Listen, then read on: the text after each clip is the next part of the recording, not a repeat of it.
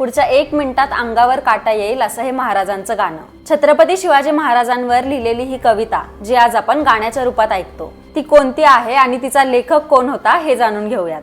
असा एक कवी जो ना महाराष्ट्राचा होता ना मराठी, तरीही अशी कविता लिहिली जी आजही शिवभक्तांच्या हृदयावर राज्य करते. त्यांचं नाव होतं कविराज भूषण, जे उत्तर भारताच्या बुंदेलखंडाचे शौर्य कवी होते.